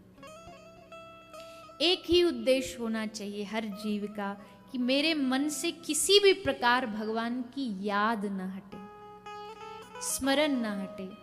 हम संसार की चीजों में कभी कभी इतना फंस जाते हैं, उलझ जाते हैं कि हृदय में जो भगवान का स्मरण है उसे भूल जाते हैं। कहते हैं भगवान के सामने जाके, बस बाहरी बात भगवान को कहते हैं कि त्वमेव माता च पिता त्वमेव, त्वमेव बंधो च सखा त्वमेव। तुम ही मेरे माता हो, तुम ही पिता हो, तुम ही बंधु हो, तुम ही मेरे धन द्रव्य भी मेरा तुम ही हो, मेरे सखा तुम हो, बंधु तुम हो। लेकिन कहते ही हैं या मानते भी हैं? अगर मानते, अपना कोई रिश्तेदार 7 दिन में इनमें अगर हमारा कोई रिश्तेदार सब आए, एक आध कोई नहीं आया कथा में, तो बीच बीच में उसकी याद आ जाती है, अरे वो भी होते तो बड़ा आनंद आता, उनको भी बड़ा आनंद आता। हमारा कोई बाल बच्चा बाहर पढ़ने चला जाए तो माता उसको दिन में कितनी बार उसकी माँ याद कर लेती है, कैसा होगा पता नहीं, खाया होगा कि नहीं खाया होगा। याद करने से ही तो अपनापन की पता लगती है। कैसे पता लगेगा कि वो आपके अपने हैं? अपने हैं तो याद आएगी उनकी। इसलिए भगवान की अगर याद नहीं आ रही है, इसका मतलब यह है कि अभी हमारा भगवान से अपनापन नहीं हुआ है। जिस दिन अपनापन हो जाएगा उस दिन अपने आप भगवान की याद आने लगेगी। समय समय आप अच्छा खा रहे हो तो अरे अकेले कैसे खा लेंगे, हमारे ठाकुर जी को खिलाएंगे।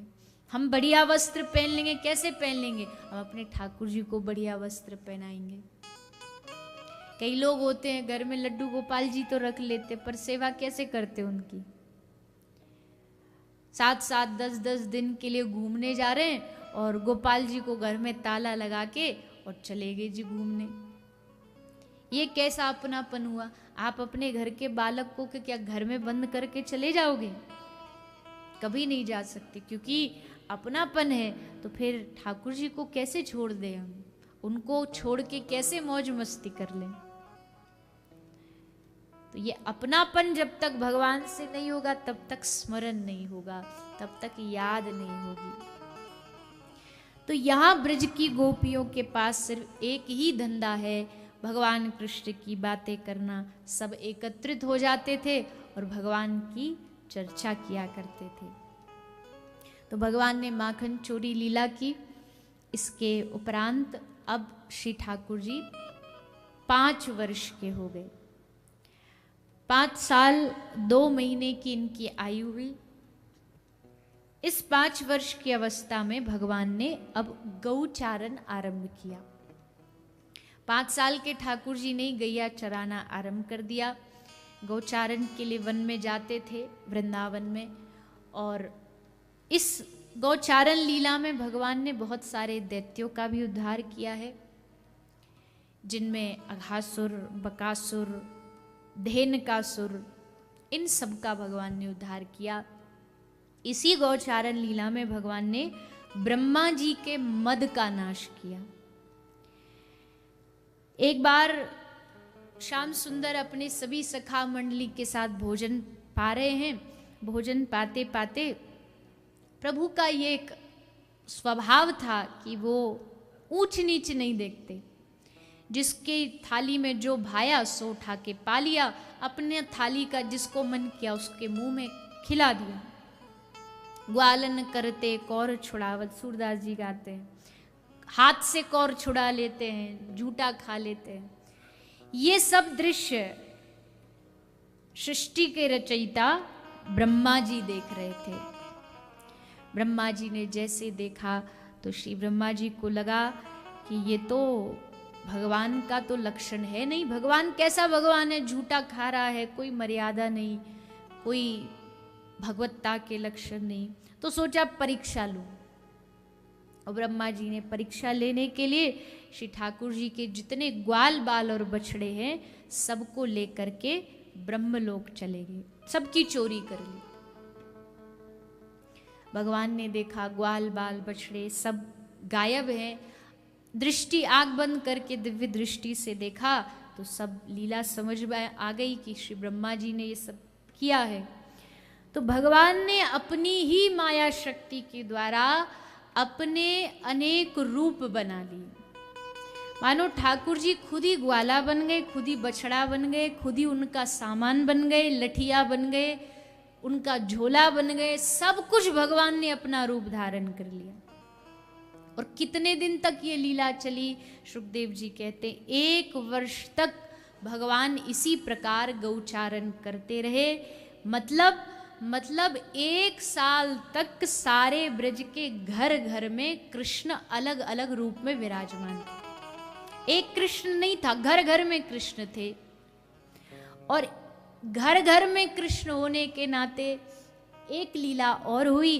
बोले शांडिल्य ऋषि जो नंद बाबा के कुलगुरु हैं, उन्होंने नंद बाबा को एक और बात सुझा दी कि बाबा ये जो साल है ये विवाह के लिए बड़ा अच्छा वर्ष है, तो एक काम करो, बरसाने की जितनी गोपियां सबका विवाह नंदगांव के ग्वालाओं से करवा दो, सबसे अच्छा मुहूर्त है इस साल। तो अधिकतर जितनी गोपी थी सबका विवाह कृष्ण से ग्वालाओं से करा दिया गया। और ग्वाला कोई और तो थे नहीं, ग्वाला तो साक्षात कृष्ण थे। तो इसका अर्थ ये हुआ कि अगर गोपियां महारास में आई हैं तो महारास में कोई अपराध नहीं किया गोपी ने।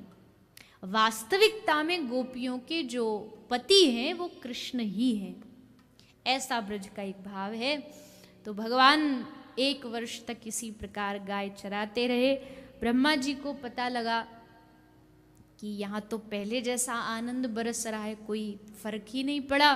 तो ब्रह्मा जी आए और आकर के श्री ठाकुर जी के चरणों में गिर पड़े, भगवान की बड़ी सुंदर स्तुति की और भगवान से निवेदन किया कि उनको आज समझ आया। ब्रह्मा जी कहते प्रभु मुझे लगता था ब्रह्मा का पद मिल गया तो सब मिल गया, पर आज आंख खुली, आज समझ आया ब्रह्मा का पद मिलना कोई बड़ी बात नहीं है। प्रभु ये पद वापस ले लो, दूसरा पद दे दो। भगवान ने कहा कौन सा पद चाहिए?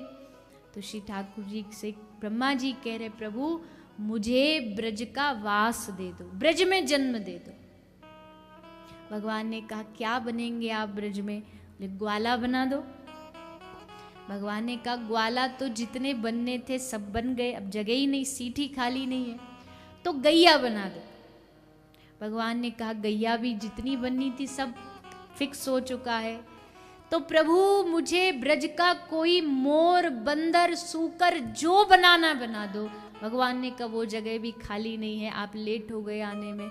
तो प्रभु मुझे कोई ब्रज का वृक्ष बना दो, मुझे ब्रज का कोई पत्ता बना दो, मुझे ब्रज का कोई फूल बना दो, और वो भी नहीं बना सकते तो मुझे गोपी के चरणों की धूल बना दो, पर इस ब्रज से बाहर मत भेजो।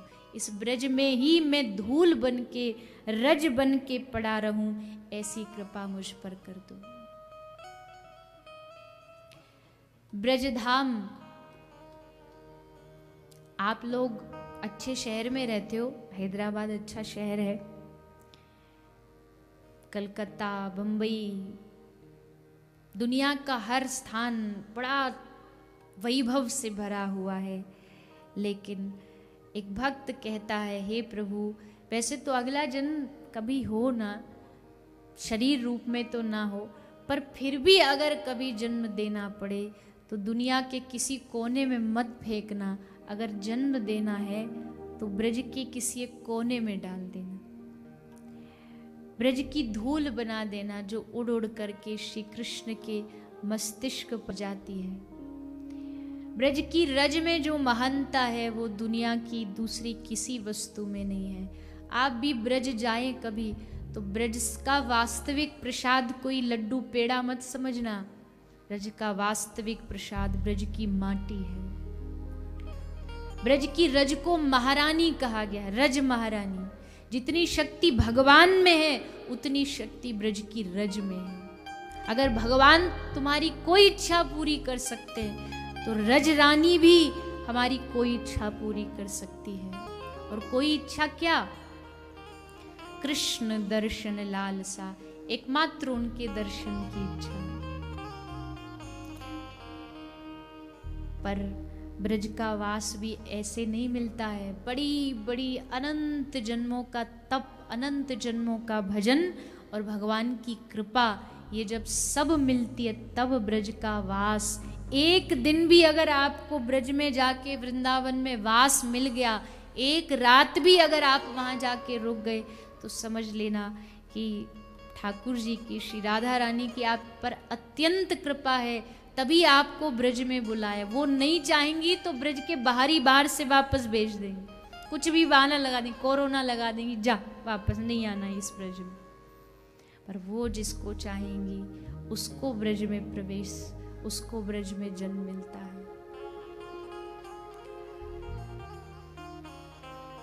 ब्रह्मा विष्णु महेश इस ब्रज की माटी में लेटते हैं, लोटपोट होते। मानवों की तो बात छोड़ो, ब्रह्मा विष्णु महेश लोटपोट हो जाते हैं इस ब्रज की माटी में। एक वैष्णव श्री राधा रानी से प्रार्थना करता है, क्योंकि ब्रज का वास तो उनकी कृपा से ही मिलता है, तो राधा रानी से प्रार्थना करता है, कहता है, मोहे ब्रज की धूल बना दे, लाडली श्री राधे। मोहे ब्रज की धूल बना दे, लाडली श्री राधे।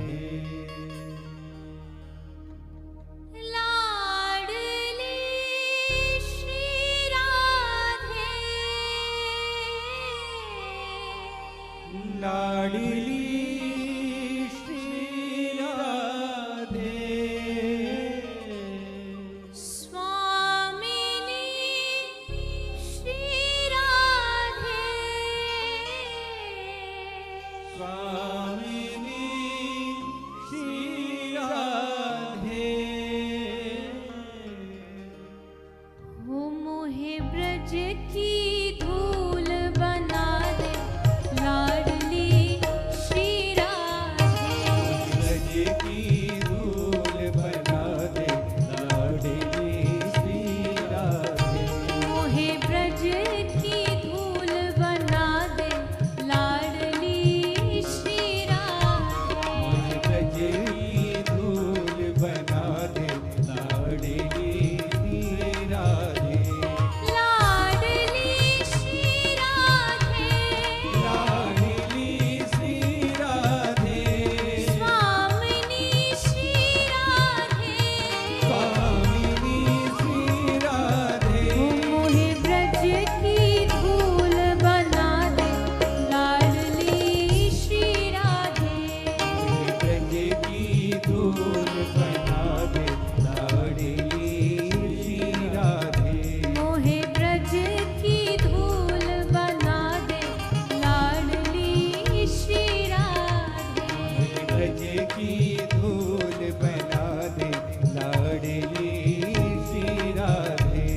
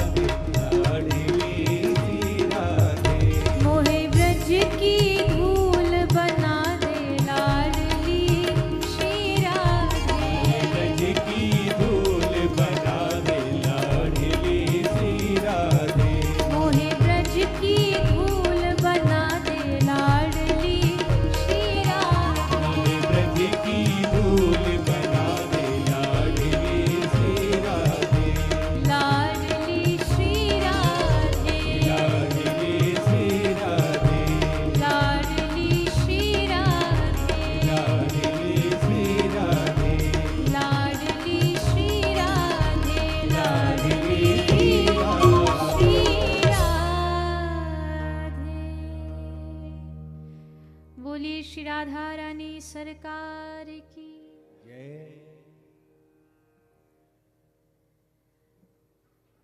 साधनहीन किशोरी जू, ऐसा तो नहीं कोई साधन हो जिससे ये कृपा हो जाए कि सदा सर्वदा ब्रज का वास मिल जाए, पर हाँ आपकी कृपा का भरोसा है, आपकी कृपा का बल है। जो श्री जी के चरणों में प्रार्थना करता है उस पर कृपा करके ब्रजवास देती हैं। श्री ब्रह्मा जी ने प्रार्थना की, घोर तप किया, 60,000 वर्ष तक तप किया, केवल इसलिए कि ब्रज में वास मिल जाए। तब ब्रह्मा जी की इच्छा पूर्ण हुई और ब्रजधाम में, श्री धाम बरसाना में ब्रह्माचल पर्वत के रूप में श्री ब्रह्मा जी को वास मिला। धन्य है वो ब्रज जहाँ देवता, जहाँ तीनों देव पर्वत बन के विराजमान है। ब्रह्मा जी ब्रह्माचल पर्वत, भगवान शंकर नंदीश्वर पर्वत बन के, जहाँ जिस पर्वत पर नंद बाबा का महल है, और भगवान विष्णु तो साक्षात श्री गिरिराज महाराज के रूप में ब्रज में वास करते हैं। तो ब्रह्मा जी का ये भाव पूर्ण हुआ, ब्रह्मा जी का मोह दूर हुआ। इसके उपरांत श्री ठाकुर जी ने यमुना जी के जल को शुद्ध किया। कालिया नाग यमुना जी में रहता था, जिसके कारण यमुना जी का संपूर्ण जो जल था वो दूषित हो गया था। उस जल को शुद्ध करने के लिए भगवान ने लीला की, यमुना जी में कूदे और कालिया के साथ भयंकर युद्ध किया। उसको हरा के उसके फणों पर नृत्य करते हुए भगवान यमुना जी से बाहर आए हैं। सब ब्रजवासियों ने दर्शन किया। इस प्रकार कालिया का उद्धार हुआ। फिर भगवान ने ब्राह्मण पत्नियों पर कृपा की, उनकी भावना को पूर्ण किया और उसके उपरांत भगवान ने ब्रज गोपियों के वस्त्र को हरण करके गोपियों पर कृपा की।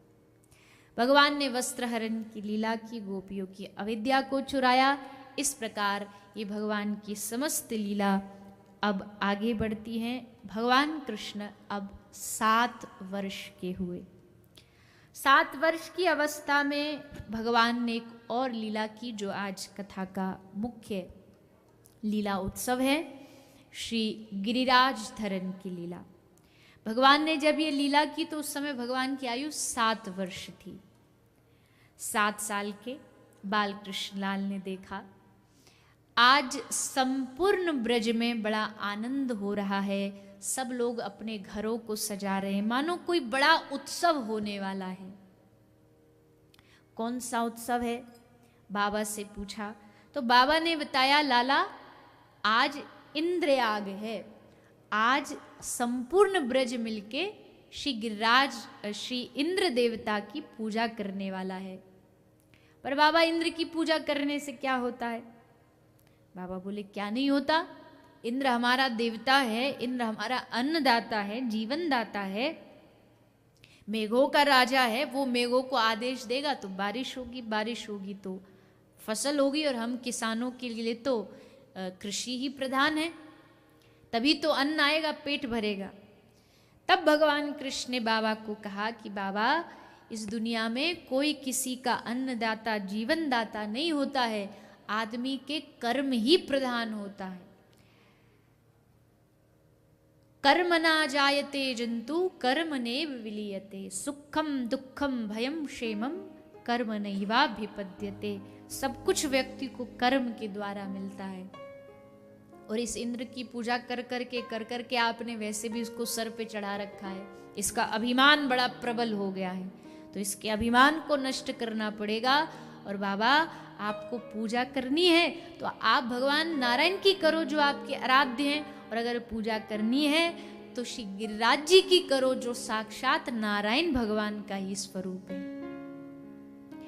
नंद बाबा ने कही, देख लाला, इंद्र की पूजा बरसों से चलती आ रही है, पता नहीं ब्रजवासी मानेंगे कि नहीं तेरी बात, तू प्रस्ताव रख, फिर देखते हैं क्या होता है। ठाकुर जी ने प्रस्ताव रखा। ब्रजवासी भला कृष्ण की बात न माने, एक क्षण देर नहीं लगी। ब्रजवासियों ने कहा जो कृष्ण कहेगा वो ही करेंगे। ये होता है विश्वास, ये होता है भरोसा। ये नहीं कहा अजी पाप लग गया तो इतने वर्षों से हमारी पूजा चलती आ रही है, छोड़ने के लिए कह रहा है। कृष्ण ने कह दिया तो पत्थर की लकीर। सब राजी हो गए और सब चल पड़े श्री गिरिराज जी की पूजा के लिए। सबने अपने अपने घरों से सुंदर 56 भोग बनाए, व्यंजन बनाए, अपनी अपनी बैलगाड़ियों में रख करके सब चल पड़े श्री गिरिराज जी की शरण में।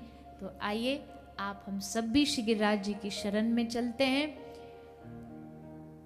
आप में से सब लोग कभी ना कभी तो गिरिराज गोवर्धन गए ही होंगे, तो मन से मानसिक रूप से सब गिरिराज जी की परिक्रमा, गिरिराज जी का दर्शन करेंगे और यहाँ बैठ के भी मानसिक रूप से भगवान की, श्री गिरिराज जी की पूजा अर्चना करेंगे।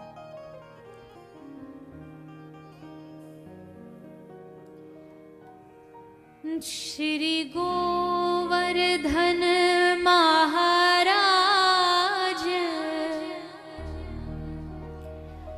महाराज तेरे माथे मुकुट विराज रहो। श्री गोवर्धन महाराज महाराज तेरे माथे मुकुट विराज रहो।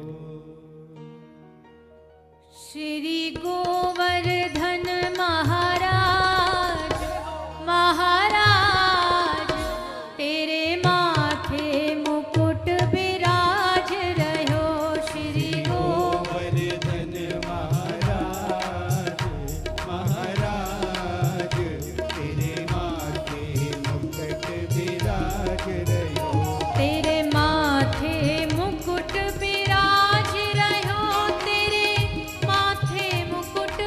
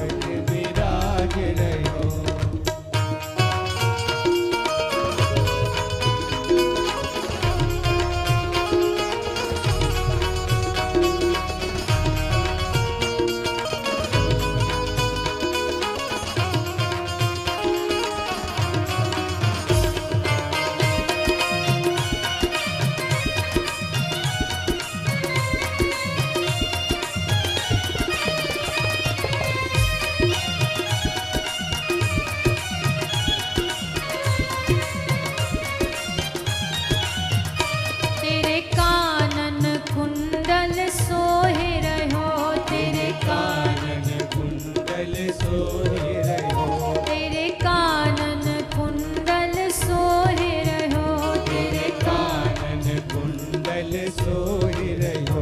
तेरे कानन कुंडल सोहि रहो। तेरे कानन कुंडल सोहि रहो। ओ तेरे कानन कुंडल सोहि रहो। ओ तेरे कानन कुंडल सोहि रहो। ओ तेरी ठोड़ी पे, तेरी ठोड़ी पे, तेरी ठोड़ी पे हीरा लाल, ओ लाल, तेरे माथे मुकुट विराज रहो।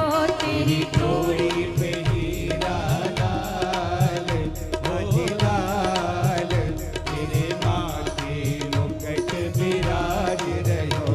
श्री गोवर्धन महाराज, महाराज, तेरे माथे मुकुट विराज रहो। श्री गोवर्धन महाराज, महाराज, तेरे माथे मुकुट विराज रहो।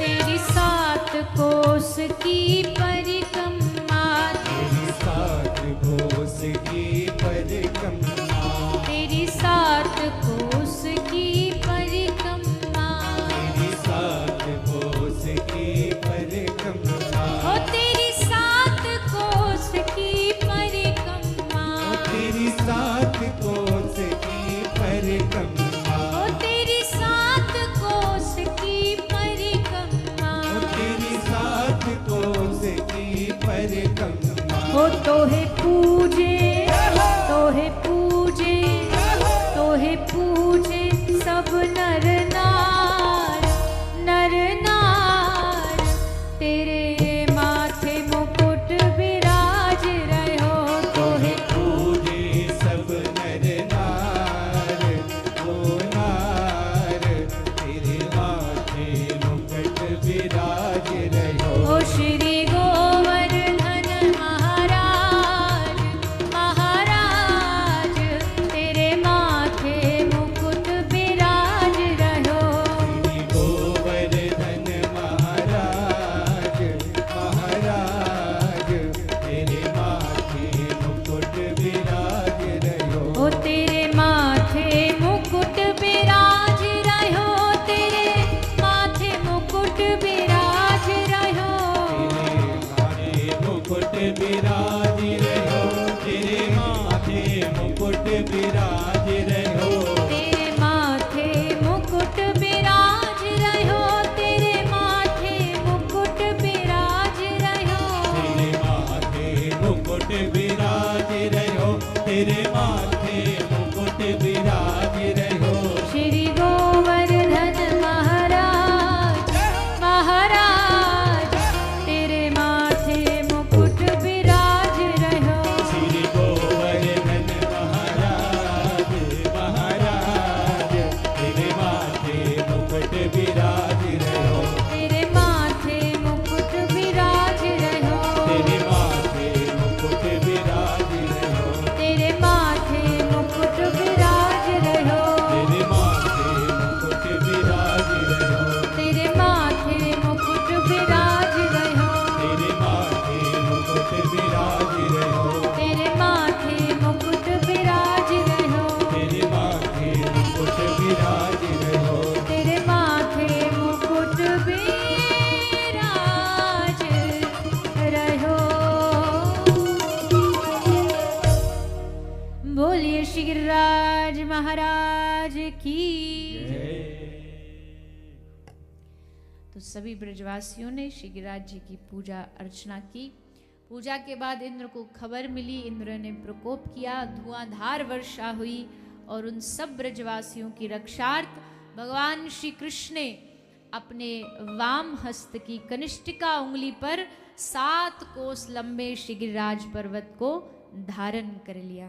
बोलिए श्री गिरिराज धरन की जय। और 7 दिन तक भगवान ने गिरिराज जी को धारण करके रखा। सब ब्रजवासी गिरिराज जी के नीचे आए, सबने उस उत्सव का अद्भुत आनंद प्राप्त किया। अब फोटो हो गए हों तो अब थोड़ी देर बैठ जाओ, अब बाकी सब काम बाद में। तो श्री गिरिराज भगवान को श्री ठाकुर जी ने 7 दिन तक धारण करके रखा है।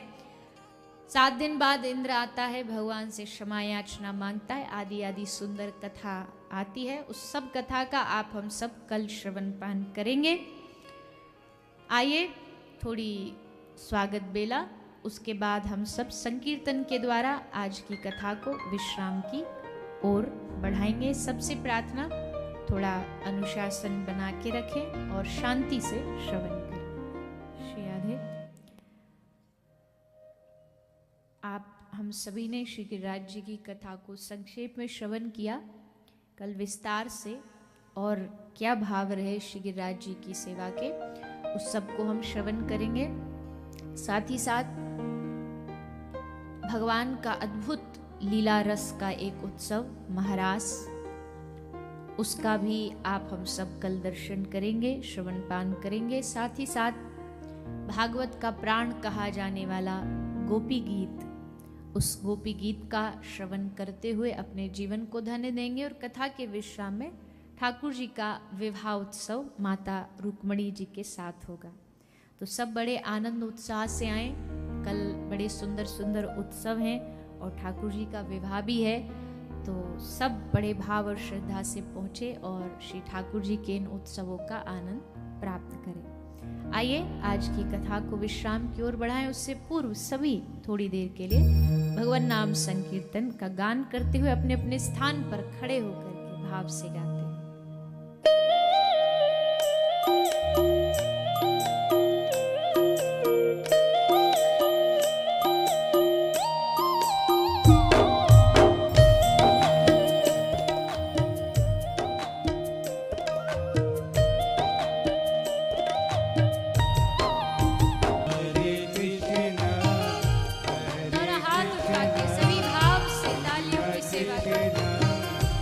हरे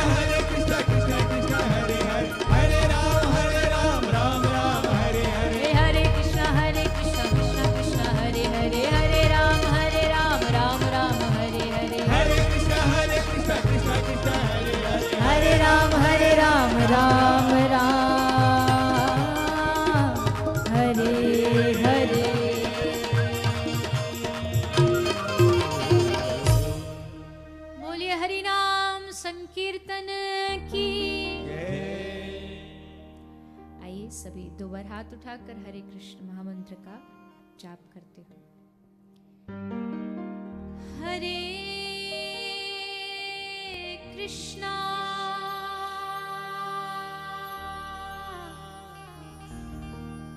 हरे कृष्णा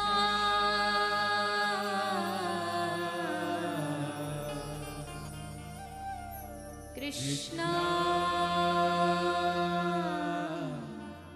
कृष्णा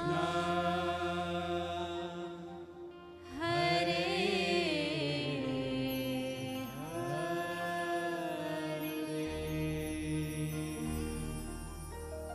हरे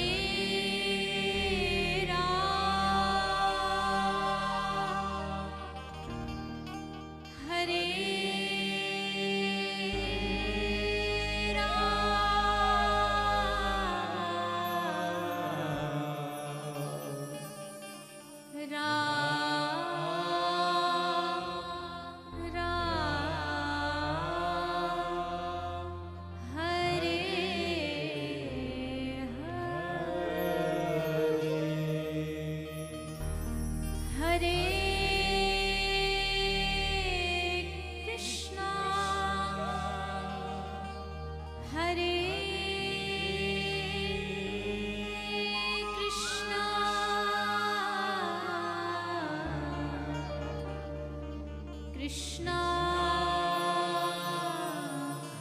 कृष्णा हरे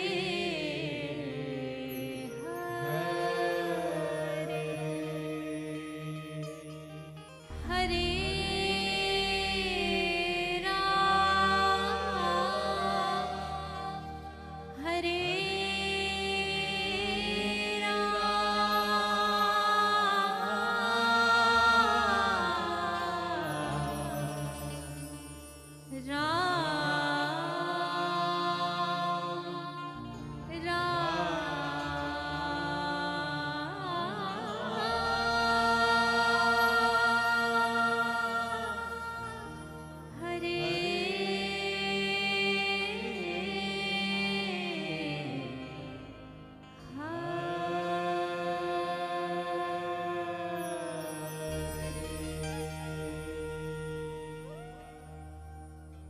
बोले श्री वृंदावन बिहारी लाल की जय। बाल कृष्ण लाल की जय। श्री गिरिराज धरन की जय। श्रीमद् भागवत महापुराण की जय। गौ माता की जय। सत्य सनातन धर्म की जय। जय जय श्री राम जय जय श्री राम जय जय श्री राम निताई गौर हरि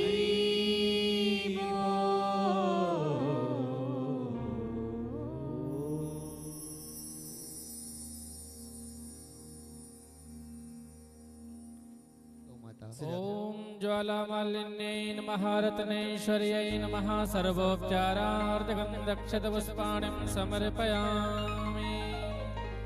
ओम निदगं हविः प्रजननं मे अस्तु दशवीरगं सर्वगणगं स्वस्ताये आत्मसानि प्रजाशानि पशुसानि लोकशन्य वयसानि अग्निः प्रजां बहुलां मे करोतु अन्नं वयोरेतो अस्मासु धत्ता। गिरधर तोरी आरती गाऊं, हे गिरधरी तोरी आरती गाऊं, मेरे बाके बिहारी तोरी आरती गाऊं, मेरे बाके बिहारी तोरी आरती गाऊं।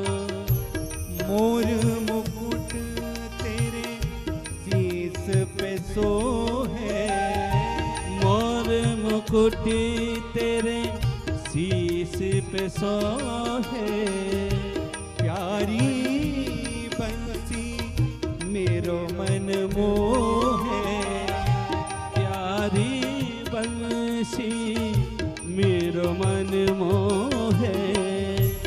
या बंसी पे मैं बलिहारी जाऊं, या बंसी पे मैं तो बलिहारी जाऊं। मेरे कुंज बिहारी तोरे आरती गाऊं, मेरे कुंज बिहारी तोरी आरती गाऊं। चरणों से निकली है गंगा प्यारी, चरणों से निकली है गंगा प्यारी। जिसने सारी दुनिया तारी, जिसने सारी दुनिया तारी। उन चरणों का मैं ध्यान लगाऊं, उन चरणों का मैं ध्यान लगाऊं। गिरवर धारी तोरी आरती गाऊं, गिरवर धारी तेरी आरती गाऊं। व्यास दास के नाथ आप हो, व्यास दास के नाथ आप हो। सुख दुख जीवन साथ आप हो, सुख दुख जीवन साथ आप हो। निस दिन तेरा ही गुण गाऊं, निस दिन तेरा ही गुण गाऊं। मेरे रसिक बिहारी तोरी आरती गाऊं, मेरे रसिक बिहारी तोरी आरती गाऊं। संग सोहे वृष भानु दुलारी, संग सोहे वृष भानु दुलारी। ललिताधिक सब सखियां प्यारी, ललितादिक सब सखिया प्यारी।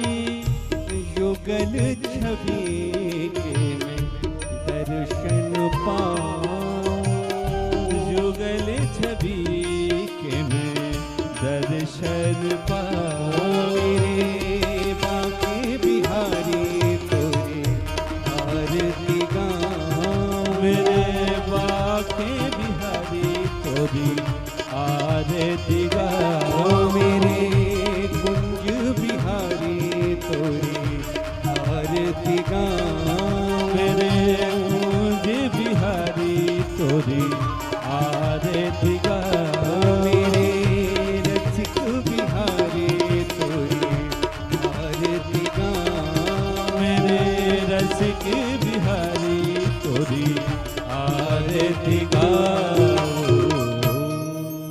ओम कर्तो निराजनं पुष्पादिबन्धनम् आरोग्यार्थे आत्मादिबन्धनम् अन्तर्पुष्पाञ्जलिः। ओम देवो शान्तिरन्तर्जगो शान्तिः पृथिवी शान्तिरापः शान्तिरोपदयः शान्तिः वनस्पतयः शान्तिर्विश्वे देवाः शान्तिर्ब्रह्म शान्तिः सर्वगं शान्तिः शान्तिरेव शान्तिः सामा शान्तिरेधिः। हरिः ओम तदनेन जगन्मयजन्तदेवास्तानि धर्माणि वर्तमान्याशंसः तेहनाकं महिमानः सचन्दचित्रपूर्वे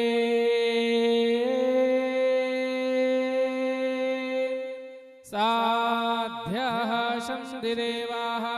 हरिः ओम एकदन्ताय विद्महे वक्रतुण्डाय धीमहि तन्नो दन्तिः प्रचोदयात्। हरिः ओम गिरिराजाय विद्महे गोवर्धनाय धीमहि तन्नो श्रीगिरिवर प्रचोदयात्। शेवंतिकावकुल चंबक पाटलब्धे पुनः गजाति करवीर रसाले पुष्पे बिल्व प्रवाल तुलसी दल मंजरे भे त्वां पूजयामि जगन्नाथ। जगदीश्वर में प्रसीदा नाना सुगंध पुष्पाणि यथा कालोद्भवानि च पुष्पाञ्जलिर्मया दत्ता गृहाणा परमेश्वरः मंत्र पुष्पाञ्जलिं समर्पयामि श्रीमद्भागवत महापुराण पुरुषोत्तमाय नमः। बोलिए भागवत महापुराण के, वृंदावन बिहारी लाल के, व्यास जी महाराज के, सुखदेव जी महाराज के, राधा रानी सरकार के, सदगुरुदेव भगवान के, श्री राधे गोविंद सरकार के, गिरिराज धरण भगवान के, धर्म की अधर्म का प्राणियों में विश्व का सत्य सनातन धर्म की गौ माता की, गौ माता की, गौ माता की जय जय।